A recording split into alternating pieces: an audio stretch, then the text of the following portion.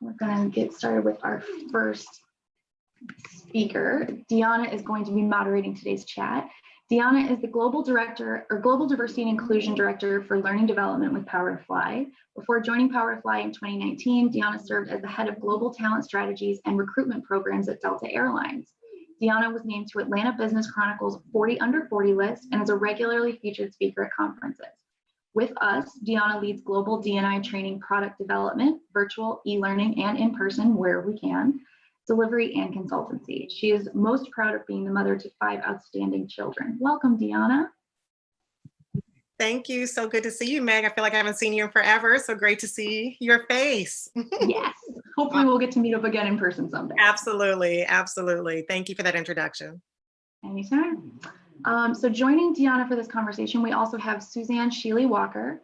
Suzanne is a recruiter who thrives on seeking out the most diverse candidates to solve disruptive companies' needs. Her hundreds of connections on LinkedIn help her identify top talent from organizations who are looking to take their skill sets to another level.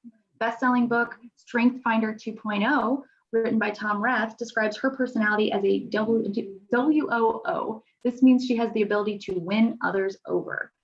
Suzanne has a journalism background, which allows her to ask tough questions to hiring managers and candidates alike in order to meet their individual needs. This career matchmaker saves the day for employers and job seekers alike. So welcome, Suzanne. Thank you. Happy to be here. All right, up next we have Candace Ramirez. Candace is the founder and content branding expert from Moon Honey Media. Candace lives right outside Seattle in Bellevue, Washington, and is a former content creator at 1Password. Currently, she's the founder at Moon Honey Media, a content and branding firm for creative women-run small businesses. As a former PowerToFly VIP, Candace found her current role after attending a virtual chat with Taylor Lane, who is the founder of Remote Like Me. Candace is a few years into her healing journey with PTSD, and in that time, she's learned how to navigate job searching, disclosing to employers, and finding ways to thrive and advocate for herself at work. On the side, she's writing a guidebook for women with PTSD. So thank you for joining us, Candace. Thank you. Following Candace, we have Andrea Hall. Andrea is the Senior Global Diversity and Inclusion Manager for Thermo Fisher Scientific. She has 15 years HR experience and works to advance company growth by providing strategic leadership on company-wide D&I initiatives and strengthen diversity and inclusion efforts. She's currently, I'm sorry, I read my sentence again. My apologies. Welcome, Andrea. Thank you. Happy to be here. Last but not least, we have Mira Stern. Mira is a queer white Jew born and raised in San Francisco who currently lives in Oakland as a settler on the Chochenyo Ohlone land. I'm so sorry, I butchered that. Mira is a consultant and facilitator for tech companies, organizations, and school systems that are committed to developing equity strategies rooted in racial justice and community building. She is a lifelong educator and advocate for justice, focusing on developing white anti-racist consciousness and capacity for change. Her organizing work spans from youth development and prison abolition to reparations movements and Palestine solidarity work. Mira recently finished her master's work in education and social justice at USF, creating a 9-part workshop series on whiteness and anti-racism for white educators. She is a plant witch and committed to earth-based practices as a central component of our movements for collective liberation. She's also the equity and impact consultant to the absolute best companies ever. So thank you so much for joining us, Mira. Thank you for having me. Excited to be here. All right, I leave you to it. Awesome. Thanks so much, Meg, and welcome to all of you. I'm so excited to have so many different perspectives on a topic that is near and dear to my heart, and really looking forward to hearing all of your different perspectives around anti-racism and how we keep this momentum going. You know, when the media stops, when the limelight isn't there, how do we ensure that the work that we all care so much about doesn't become pushed back under all the other priorities? So obviously in the time of Black Lives Matters, you know, we've really kicked off a powerful and necessary conversation, and it is beginning to result in some real change. And so what I'd love to just kind of go around and talk about, initially I have some individual questions, but to get started, I'd like to kind of ask you all the same question. And Candace, I'll start with you. Just want to hear your viewpoints about, you know, what do we do, you know, post George Floyd? Obviously, these are not new problems. police brutality isn't new. There's, I heard someone say the other day that they felt like people think, Black folk just got here all of a sudden, like we're the new commodity, even though we've been here for over 400 years. But what do we do now when the lights go down to keep this momentum and keep people involved in this? Yeah, I think,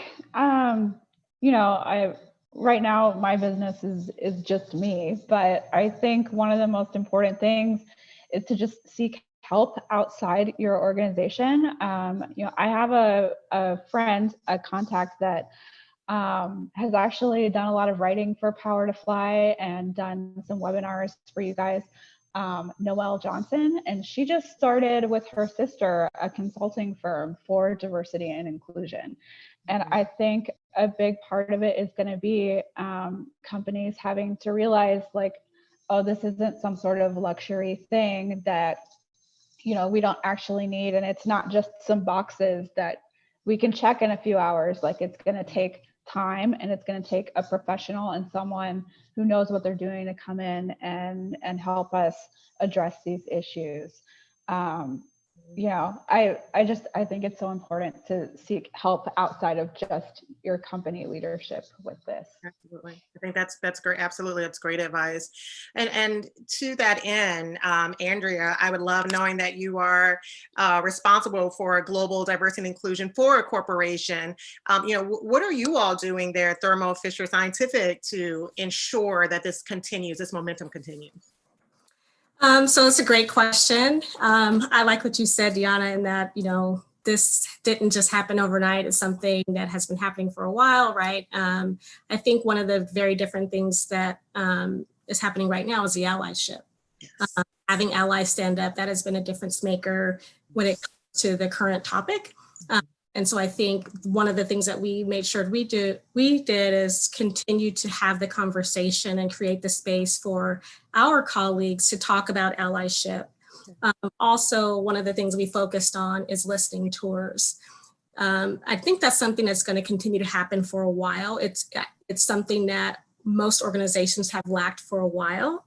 Diversity, inclusion, and racism is not necessarily something that has been a hot topic, and most organizations haven't equipped their employees to really, tactfully have those types of discussions. So our focus is education and awareness and making sure that we equip our colleagues to have those conversations.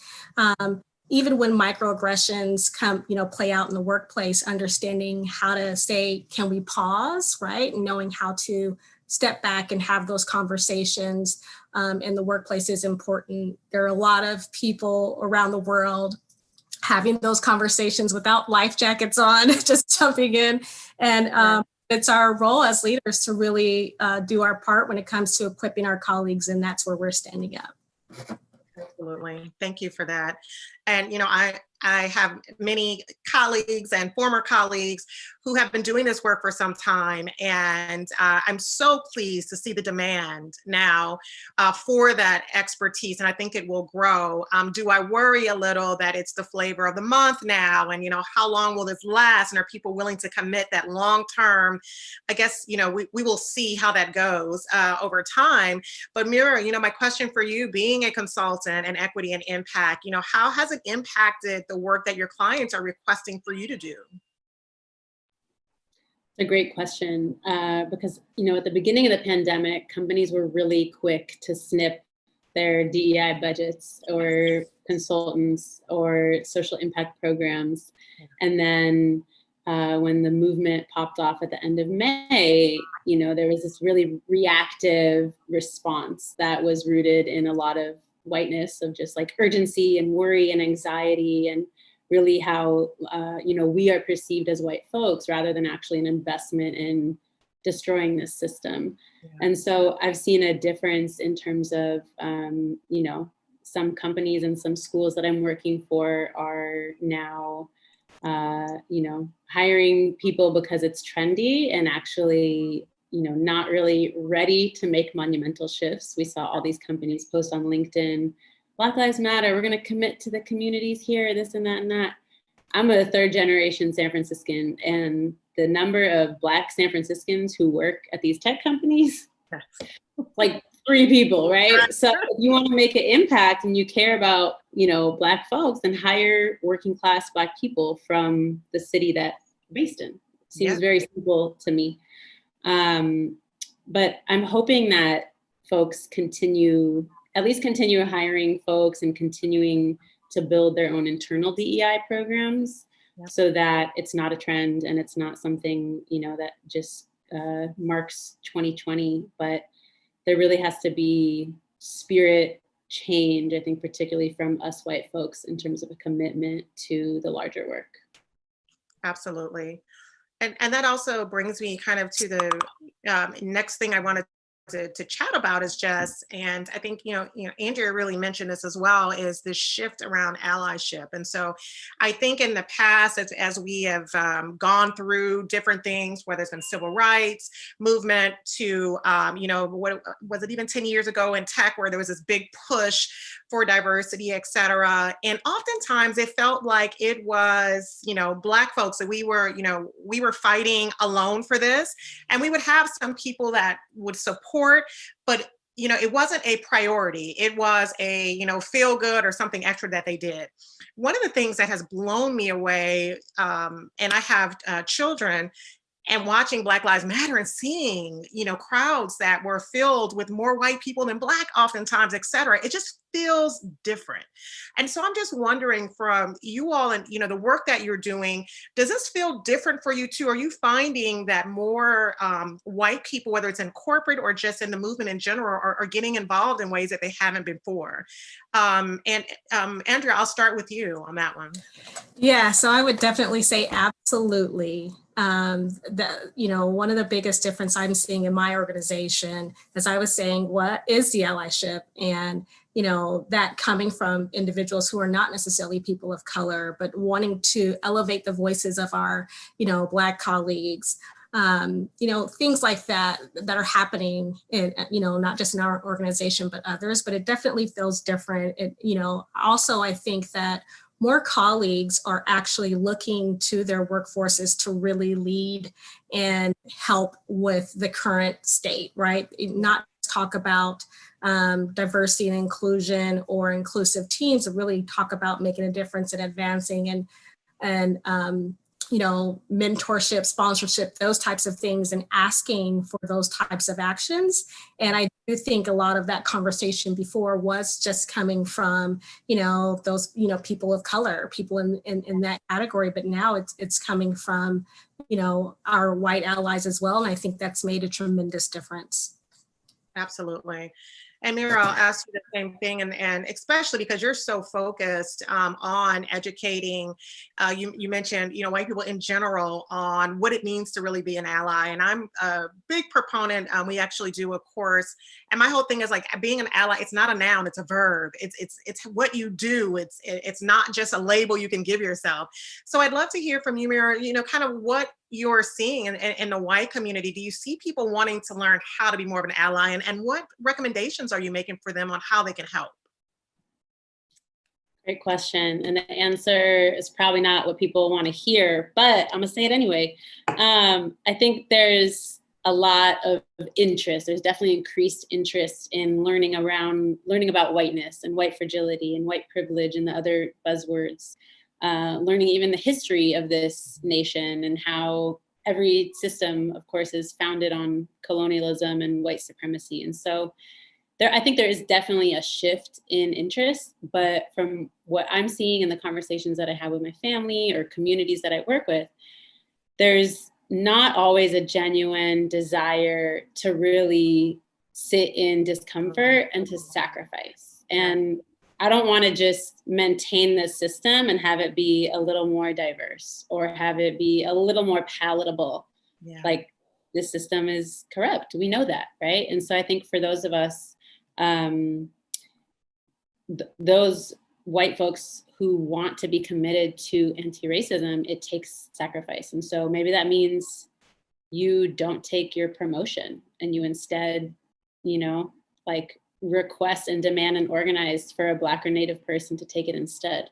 Wow. Maybe you give up your home. Maybe you give up your inheritance. The things that are actually going to radically shift paradigms, not necessarily small wins. So, awesome. Of course, it takes work to get there, both in terms of building the consciousness and building the courage to make huge moves. Yeah. And so I struggle with remaining patient, right? Because things are very urgent to change. Yes. But I think shifting the paradigm beyond, an ally that upholds what we currently are functioning in versus an accomplice who's ready to like tear these systems down.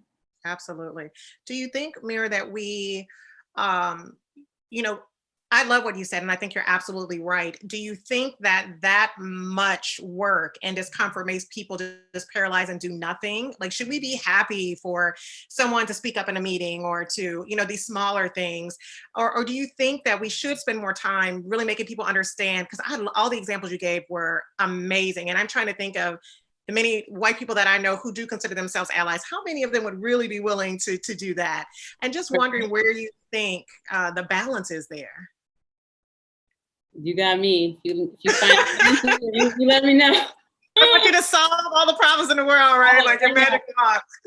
And the work that I'm really passionate about is like building white affinity spaces. Like there's so many all white spaces that do a lot of harm. There's very few intentionally white spaces that are about undoing our harm and undoing our whiteness. And so I think companies need to institute that. Yeah. Just like I'm working for 2 different school districts right now that are creating white affinity spaces, and most of the teachers are not excited about the work, but it's a mandate as part of their professional development. Right. Just like Slack, Google, Uber, whatever, I think they should be doing the same. Similar to how an ERG functions. Yeah. It's basically a white anti-racism ERG for folks who are willing to invest in the ongoing work, because it's not overnight. And to get from speaking up in a meeting to I'm going to step down in my position and instead appoint a Black or Native person takes that continued ongoing emotional, spiritual work. Absolutely. Very good. Thank you for that. And Suzanne, I'd love to get your perspective. I mean, you're working with talent and helping companies with, all things talent and facilitating. And I'm sure, I would assume some of your facilitation has shifted a bit here in recent days. And just how are you seeing, we were just kind of talking about allyship. Are you seeing that your work is being more focused on allyship as well? Yes, and I work with a variety of different organizations. And it's interesting that some of the smaller ones did not pay too much attention to inclusion of folks other than the ones that look like themselves. But within the last few months, I've seen a change there. A lot of the larger corporations, they've done some, not enough, but it does seem like they come to me and ask for feedback. And instead of just saying, these are the type of candidates we would like, they have done some research and said, here are some areas where we think we can find, I would say, a diverse pool of candidates. So they don't just rely on the folks who are applying. They're looking at other avenues, which I think is very positive. Absolutely. That's a great sign. Oh, and Candace, being focused on content and branding, one of the things that I think many of us were a bit concerned about, even when we start with the Black Lives Matter statements everyone made, right? It became a branding, it felt like it anyway, right? Like, this is something we have to do. And I wonder, how do you balance that as you are making recommendations for clients, as you are helping them with their branding and really pushing them that they have to do more than just put things out? How are you handling that and when you're focused on content and branding? Yeah, I think, it's definitely a challenge at first, because working with a client, I make a point to only work with clients that I believe in and that I won't work with somebody if I am seeing that, I find them offensive in some way. So I think we saw at the beginning, back in May when things really started kicking up, we saw a lot of people making statements that they never talked about diversity before. And now all of a sudden they're saying, oh, Black Lives Matter. And it's like, well, maybe you believe that, but you never talked about this before. You never, your feed is not diverse. I do a lot of Instagram and social media for people. And so I think after a few months, you start to see, okay, well, who's still talking about this? Who's made real changes in their content and in their branding? Who is, going beyond just tokenism and just trying to again, going back to checking all the right boxes. So, I mean, with my clients, the ones that I work with, my clients are diverse and they are people who genuinely care about this. So it's been easy for me to do branding and to help guide them through this because these are things that they already cared about. Yeah. And I mean, just when I started building my business, that was something that I really thought about too. I've been in business for a year now. And when I first started looking for potential clients, I was looking through just like an Instagram search for, business coaches and people who do Pinterest for a living, people that are my kind of ideal clients. And it was all white women coming up. I'm a Latina. I couldn't find any Latina business coaches in like the main search that was coming up. I realized I have to use Latina specific hashtags or Black specific hashtags to find these people. So to find, that diversity. And I think that's important too for service providers. Like when you're looking for clients, make sure that you're, first of all, that your offerings make sense for everybody and make sense for inclusion and diversity. And then make sure that you're, starting those conversations with people. But I think I'm rambling a little bit, but I do, I would never, I just make a point to make sure that the things that I am creating for my clients are authentic to what they're saying, to what they believe. Absolutely. And if somebody, I wouldn't take on a client that doesn't, if I had a client and I found out they don't support diversity and they're completely against this movement, I wouldn't want to work with that client. Absolutely. So I think it's about being authentic, really. Because people can see when it's not authentic. Yeah, absolutely. See right through it. I've heard more and more consultants saying that it's a nice place to be right now where you can pick and choose and you can say, if you don't have X amount budget, if you don't have any interest in this going past me doing whatever work I'm doing right now, that, sorry, I can't work with you. So I love that. And Andrea, one of the things with our clients that I often hear when we're doing D&I, so we tend to work with more startup and mid-size in like a chief diversity officer role when they don't have one. So we can help them build that out. And one of the things that we always hear is, what do I do first? Do I fix what's going on inside so people feel like they belong? Or do I increase my diverse recruiting? Do I bring people in and we're not ready for Black people yet? Or do we spend our time, or do we do it at the same time? And so it's always kind of, baffles me that we even have to have this conversation, but just wondering, how are you all finding that balance? Are you working on things simultaneously? Just love to hear your view on that. So I think we're, I'd say for Thermo Fisher, we're a large organization, right? We have about 80,000 employees. We've been doing this work for a while. So I would say for smaller organizations, organizations who are just starting down this path, I think number one is to start with the data. It's so important to look internally and not necessarily just look at what other organizations are doing and grab some of that low-hanging fruit and try to do a couple quick actions to say, hey, we're doing something, because that can, it can kind of bite you in the butt in the end, right? Because you want to make sure that your efforts are focused, they're intentional, and they're targeted towards the culture that you have within your organization and the opportunities that exist as far as where does the change need to happen at, where are our weakest areas. And the other thing is when we focus on just hiring diverse talent, the trade-off of that is you don't necessarily fix some of the issues that you have are currently which is why you don't have the diverse talent in the first place. And so it can be one of those false narratives of, hey, we have a diverse workforce, but, how did we get there? And are there challenges that we need to address to make this a more inclusive workforce so that when we do hire diverse talent, the talent actually stays? And so I think that's why I would say the first thing is start with your own data.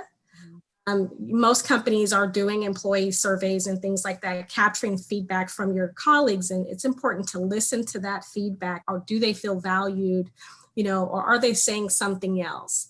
And sometimes going down that road of, asking for feedback and not doing anything with it, can very much put you in a bad place. So I would say definitely start there. The other thing is it doesn't necessarily cost money and things like that to focus on employee resource groups, right? And they are our biggest, I would say, champions in organizations where when it comes to allyship, when it comes to having your ear pressed to the ground and being able to understand the temperature of your organization, your employee resource groups are going to be there. And so that's where I would say is start in those two places with the data and start simple. Start where, use what you have and start there. Absolutely. Thank you. And Mira, I wanted to get your perspective on, as we talk about learning and development, I have found in a lot of the trainings that we're doing, which tends to be kind of a mixed audience from our clients, but mostly white because they're not very diverse. But one of the things that we hear often is people being offended by the term white privilege or wanting to justify why they don't have it, or what about reverse discrimination? And so I find myself sometimes spending the first kind of 15 minutes just disarming them to be able to even listen and learn. And I'm wondering, in your teachings and the things that you're doing, how are you dealing with that? And maybe it's different for you as a white woman teaching this. Just how are you handling that?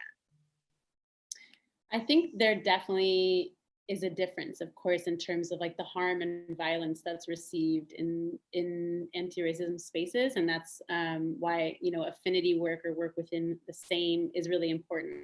Of course, it's not the only work that needs to happen. It's one of the pieces of the puzzle. But, when I was a high school teacher for 10 years, and when we did affinity work at school, there would often be Black facilitators who would be having to field a lot of those questions and the defensiveness and the entitlement, and just, seeing the actual, like, not just emotional labor, but the ways in which that actually weathers the body and produces more harm, particularly for Black women who are often in those positions, is so detrimental. And so I wish there were a magic wand to wave to like erase all of that and get us white folks ready for the conversation. But we've had our entire lifetimes of conditioning with an alternative narrative. Mm-hmm. And so I think pre-work is really essential. I don't really believe in homework for young people because I think most of it is trash that teachers give. But I definitely think, and kids agree 100%. That's what I'm saying. Those of you who are parents on here are probably like, yeah, I've heard that from my kids. Must be something true about that. But the pre-learning for us white folks is deep. I put a post on Instagram a while ago saying like, there'd be students who would come up to me at the end of the semester and be like, Mira, I need to pass this class. Like, what can I do? It'd be the last week of finals. I'm like, well, you have 2 assignments in. How are we going to make this work? And they're like, I need to do it. And I want to pass. And I made this joke. I was like, us white people are those students. We like want, we haven't done any of the homework, and then we want to get full credit, like at the end of the last week of the semester at this point in 2020. And so I think in terms of stepping past some of that initial defensive-ness and just the violence that a lot of us and myself like hold on to in many ways, is through pre-reading as much like pre-homework as possible. And oftentimes, when I worked in tech briefly, there was very little expectation of the extra work that you have to do in general, but then especially, you know, if you make it based on race, oh my God, there's going to be an entire uproar around that.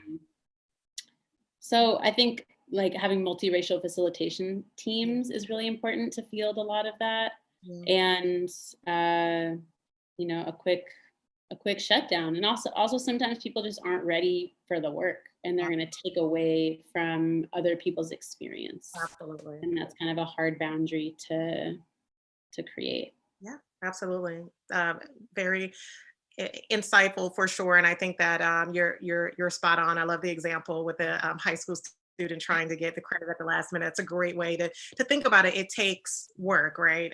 It doesn't happen overnight. And I wanted to kind of shift a little to just intersectionality and just, you know, we're all women here on this panel, and there's certain things about women's rights and pay equity and things that, you know, most of us are probably very passionate about and have been fighting for some time or been involved in. And, you know, one of the conversations that I've had with Black women is in that intersectionality, you know, which comes first? Like, what is my fight? Sometimes you've got to pick where you're going first, right? Like, let's win this battle so we can win the war. And so I'll start with you, Suzanne, as you think about, you know, women in the workplace and we think about anti-racism work, how are you, you know, where's most of your time being spent? How are you kind of figuring what you do in these two spaces? It is a challenge, I would say.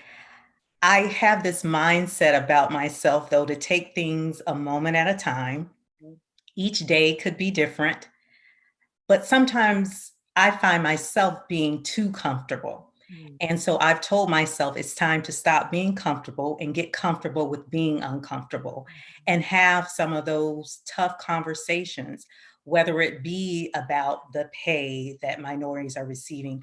Previously, I did a consulting role with an organization, and it was just baffling that when the offers were being made to the males, they were much less than the offers to the female.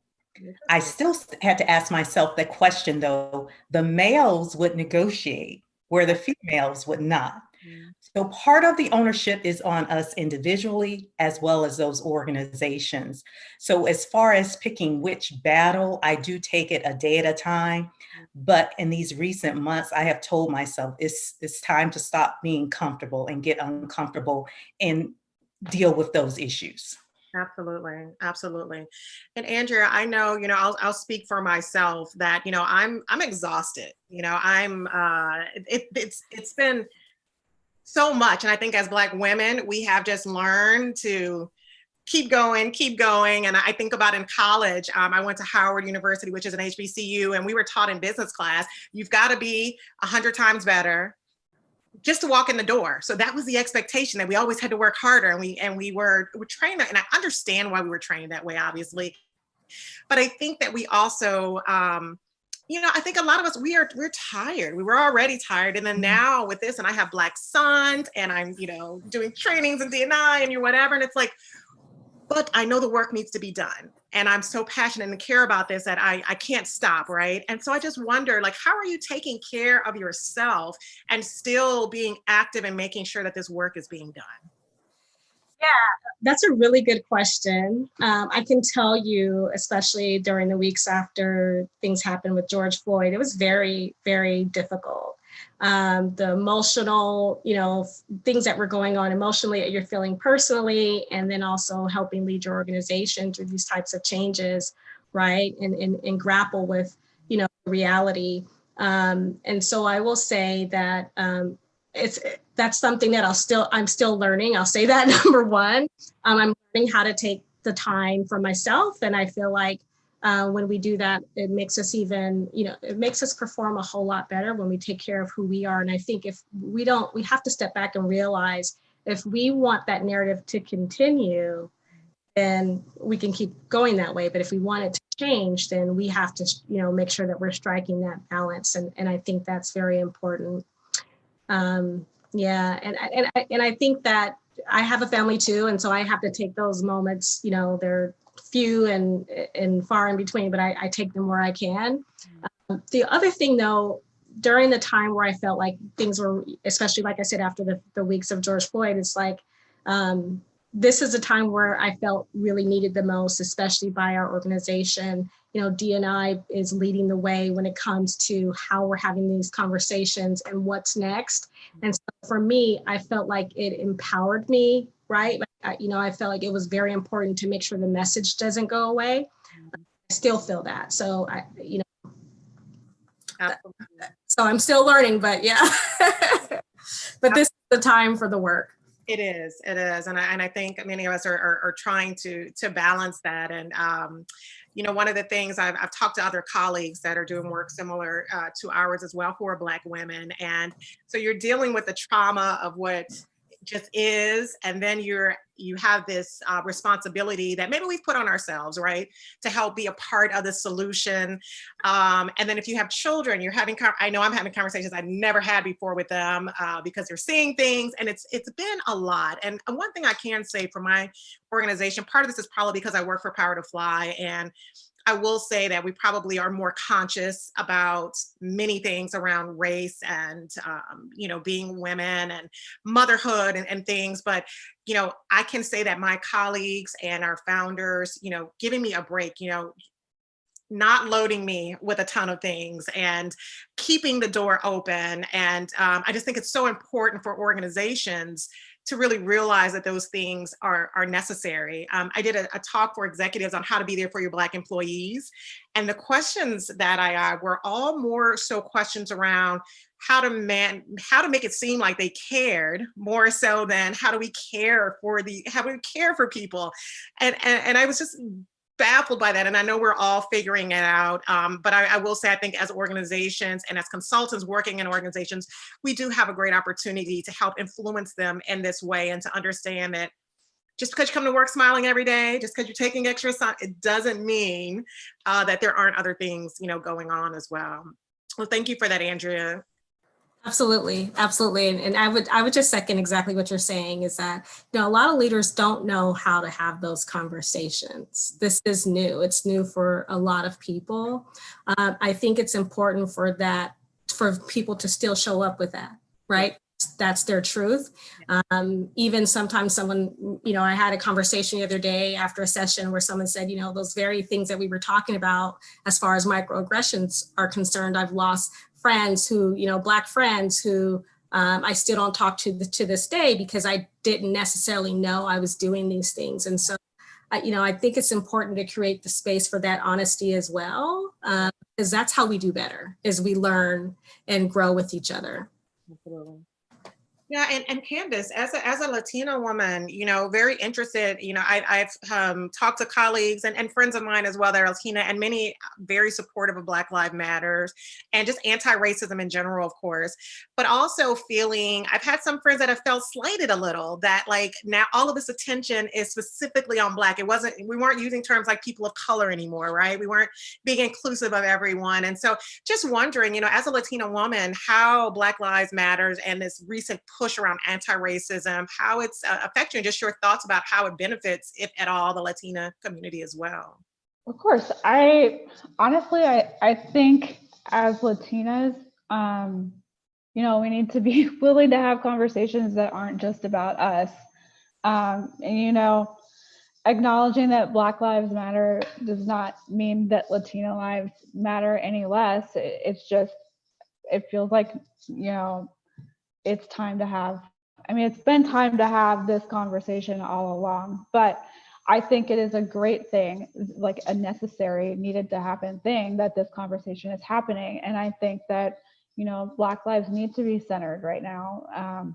And again, needed to be all along, to be clear. But yeah, that's, you know, I've seen a lot of articles, kind of news articles back and forth about, you know, whether, you know, some Latinos do feel a little bit slighted or cast aside. And I've seen plenty more where it's Latinos going, no, it's okay. Like, we need to stand in solidarity and we need to support this. And it's not saying that we don't matter. I've had that conversation with some of my own family members.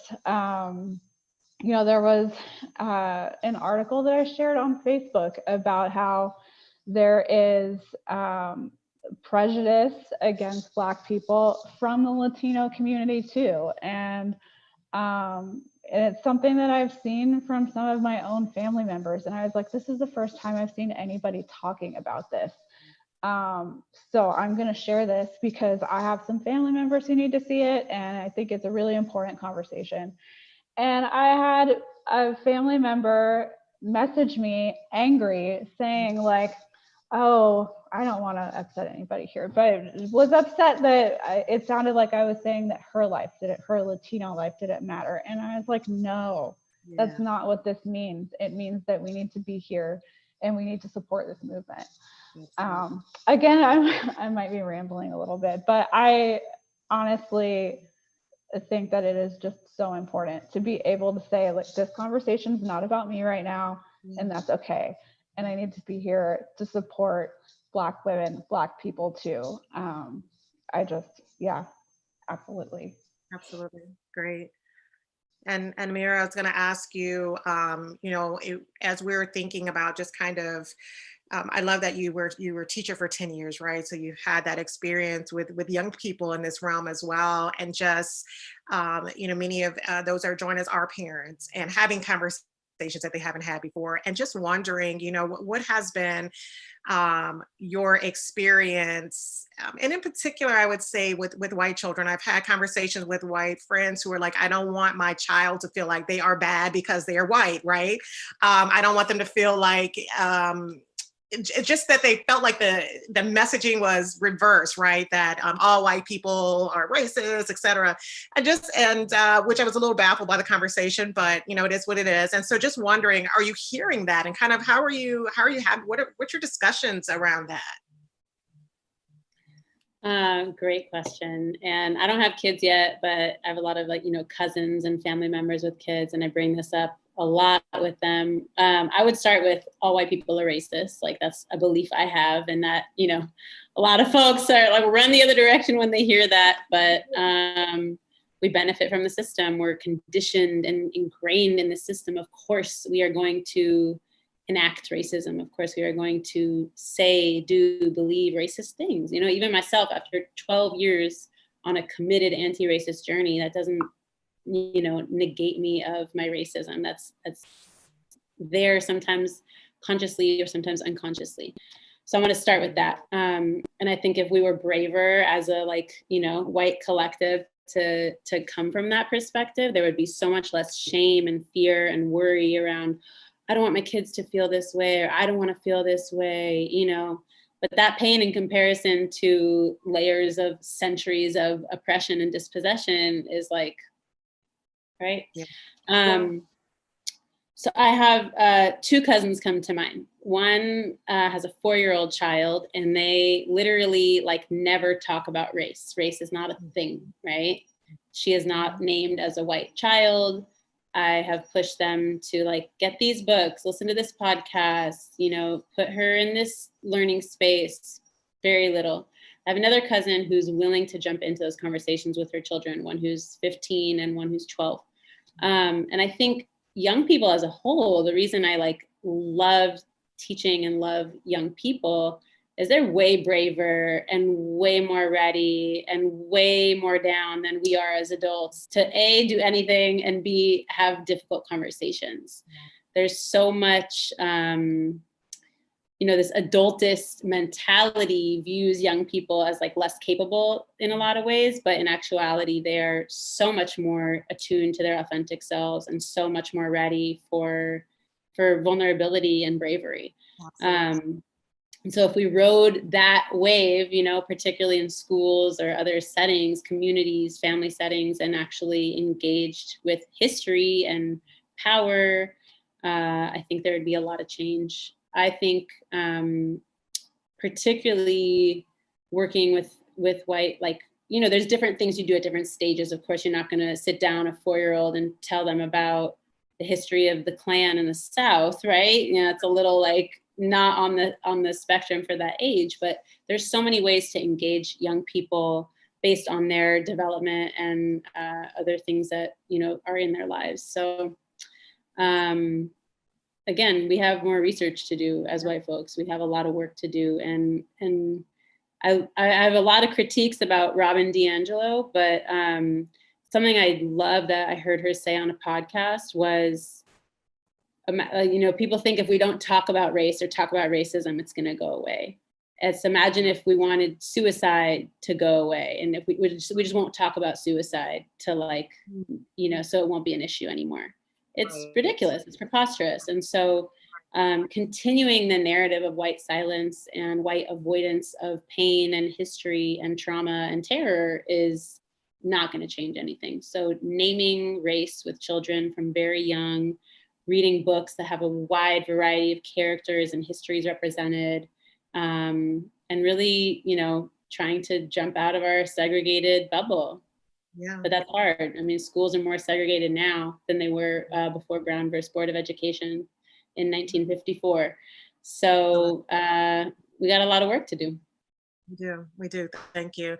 And I love, that's one of kind of conversations that I've had with the importance to me of allyship, and especially the spaces that I feel that you're in, Mira, is that, you making a statement that all white people are racist, you can have that conversation and people, even though they may not agree at the moment, it doesn't feel as if it was coming from me, right? And so it's so important for those of you who are white, who are, fighting anti-racism and who are doing the work to include in your own awakening, that part of the work that needs to be done is ensuring that your brothers and sisters are getting this message also, and that they're understanding, and that you're standing in gaps that we can't stand in. So I absolutely love the work that you're doing, and I'm hoping in this movement that we'll have more white allies that take on these types of roles as well. And as we kind of approach, we have about 10 minutes left. What I'd love to do is kind of go around, and Suzanne, we can start with you. Just go around, and I'd love to just hear, what are your parting words for those who've joined us, whether they're talking about in the workplace or in life, and want to do their part in anti-racism and in inclusion work? What are your suggestions for how they can get involved and what they can do to keep this momentum going? Thank you. And thank you for having me as well. I would encourage everyone to really, really be intentional. In order for us to see change, we have to be open to being intentional about it. And as Mira has said before, we have to do the research. And because I'm really passionate about stretching and being uncomfortable, I want them to be uncomfortable. Join an organization that is diverse. Talk to someone outside of your community. Invite people over to your home. Be open about talking about it and be very intentional. And it's not just, say, at a monthly meeting. This should be done daily. In order for us to see the change, we have to be intentional daily and get out of our comfort zones. Absolutely. And that is amazing advice. Thank you. Candace, how about you? I think you're muted. Sorry about that. That happens at least once on every Zoom call I hop on. Yeah. One of the things that I really advocate for the most is mental health support in businesses and companies. Having PTSD, it's something I think about a lot. And, you were talking earlier about intersectionality. And before this call, I was on the National Alliance on Mental Illness website, and I found there racial and ethnic minorities still have less access to mental health services than whites. And when they do receive care, it is more likely to be of poor quality. So I think definitely with mental health and with race, with all diversity and inclusion topics, I think it is so important for companies to start that mental health conversation at their business, and to, I would bring in someone and bring in a mental health professional to talk about what are the resources I should be offering, how can I have this conversation with my employees, and how can I offer resources that will truly help every part of my my team, no matter their income level, no matter their background, especially while we're all, so many of us are working from home right now. You don't know who people are stuck at home with. You don't know if they're stuck at home with an abuser. You don't know if they're living in poverty. So just, yeah, that's my big tip is approach this from a mental health standpoint as well, because that will make your workplace more inclusive for everyone. Absolutely, absolutely, and that's so important. I'm been pleasantly surprised to see more of an emphasis around mental health during Black Lives Matter, and with everything, the trauma and the things that we're seeing, that as a community, as Black folk, that we're talking about mental health, which has been a bit taboo for us culturally. So absolutely, thank you so much for that, Candace. And Mira, would love to get your kind of parting words on, what do we do going forward? Again, I'll just reiterate, it's a lifelong commitment. And if we are really trying to actually shift paradigms and see results, it's not going to be easy, and it's not going to be comfortable for us. It actually means losing things, and it means giving things back. And it means giving power and land and resource and decision-making back. And, I think some folks are much more ready for that than others, but that ongoing learning and the ongoing personal healing work, that working through fear, working through scarcity, working through guilt, that it takes to get to make those decisions is really essential. And I think something that's also important, regardless of whether it's in your workplace or your community or any multiracial organization that you join, folks of color don't owe us anything as white folks, for wanting to show up and wanting to do good work. The work is, we have to do it regardless of whether we're going to get praise or not. I think we will finally get to a point of lifelong investment when we collectively as white people realize that our liberation is tied up with the liberation of Black and brown people. And we're actually not free if our freedom depends on oppressing other people, and our humanity depends on dehumanizing other folks. And so that work, to me, is very spiritual and is necessary and part of it. So I would say read, join different anti-racism courses, join different orgs to work on local campaigns, and there's so many ways to plug in. Absolutely, thank you. And Andrea, same question, kind of your parting advice on how we keep the momentum going. Yeah, it's interesting just to listen to everyone else, and I think that we're all kind of echoing the same message about sitting with discomfort. And I think that's the one thing that I would really want to leave us with here, is that it's important for us to understand what that means when we sit with discomfort. We actually start to think about how we can do things better, but we need to sit with discomfort long enough to understand what we're doing wrong. So I just to reiterate what I said earlier, is taking a look internally, especially for other organizations, just, pausing and taking a look and seeing, where do we really need to make those changes? When we talk about racism and work, you really want your employees to know that they can trust your organization. Mm-hmm. Racism overflows into the workplace. How do you stand up? Mm-hmm. The framework that we have in place that really protects our employees and that they can trust. And so you really have to start with, how do we debias processes and things that really impact our people of color in a negative way? And so I think as far as organizations are concerned, that's definitely an area of where you really should be focusing on is what is the experience that people of color are having in my organization? I don't want to know of it. I want to know it intimately. Absolutely. Absolutely. And that's amazing. Thank you for that as well. And, I guess for myself, really, like you said, kind of echoing the same sentiment, definitely for Black people, I urging people to take time to deal with how we're feeling. It's okay to feel. it's not normal to see people that look like you being killed on national television. It's not normal for our children to hear about these types of things. So take the time to acknowledge that and realize that we have a right to feel something. There's trauma involved.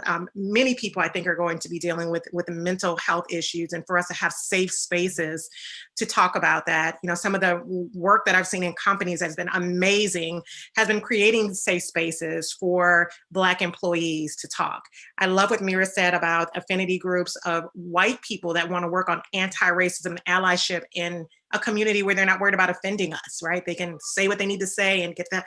And so I think if we're focused on the fact that we do have separate individual needs that need to be addressed, and for those of us that jointly want to end oppression and end anti-racism, coming together and working together is the only way we're going to do this. Black, but we can't do it ourselves. And I love what Mira's saying about all the work that white people have to do, and they absolutely do. But as Black people, we also know that, you know, we have pride in taking care of ours and our needs as well. So I think it's joint. And I love what you said, Candace, about Latinos and just our brown brothers and sisters, us all coming together. As we get through this, we're going to all benefit. Women are going to benefit. Our LGBTQ community is going to benefit. Everyone is going to benefit from this work and this spotlight that we have right now, that we're going to make sure it's not a moment, but a momentum, that it's a movement, and that we're keeping it going. So thank you all for an amazing conversation. I look forward to, I'd love for us to do this again when we have our next one, and kind of see where we are right in 3 months, because in the world we live in, who knows, right? Who knows? But this has been wonderful. Thank you, Candace. Thank you, Andrea. Thank you, Mira. Thank you, Suzanne, so much for joining us. And again, I hope we have another chance to chat soon. Thank you. All right, thanks. Thank you. And Meg, are you joining us?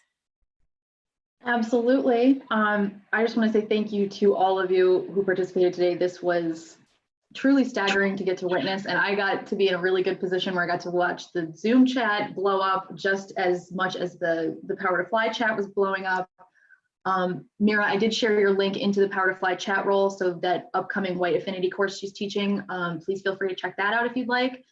Thank you. And I just want to say, can we get a round of applause for our speakers today? Thank you so much for joining us.